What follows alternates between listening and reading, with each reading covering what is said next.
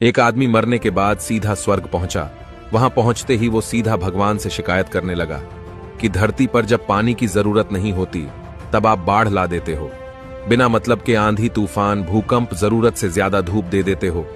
आप अपनी सीट कुछ दिन के लिए मुझे दे दीजिए, मैं आपसे बेहतर दुनिया चला दूंगा। भगवान ने कहा, जैसी तुम्हारी मर्जी। वो आदमी भगवान बनते ही अपने हिसाब से दुनिया चलाने लगा। वह धरती में जरूरत चीजें ही देने लगा। कुछ समय बाद जब फसल काटने की बारी आई तो वह चारों तरफ लहराते फसल देखकर खुश हुआ, लेकिन जब फसल के अंदर देखा गया तो उसमें कुछ था ही नहीं। पूरे के पूरे फसल खाली थे। यह देखकर वह आदमी सीधा भगवान के पास गया और वो पूछने लगा, यह क्या हुआ भगवान? मैंने तो सभी चीजें अच्छी की, फिर भी फसलें खाली क्यों हैं? भगवान ने कहा, पुत्र, तुमने उन फसलों को चुनौतियों से लड़ने का मौका ही नहीं दिया।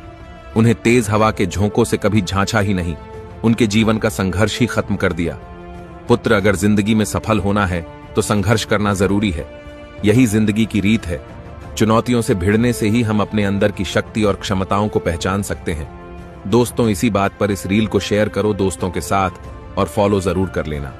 एक बार एक कुत्ते और गधे में शर्त लगी कि जो भी दौड़ में जीतेगा वो सत्ता के सिंहासन पर बैठेगा और राज करेगा। दौड़ शुरू होते ही कुत्ता खुश हो गया। उसने सोचा, मैं तो वैसे ही तेज दौड़ता हूँ, गधे को आसानी से हरा दूंगा।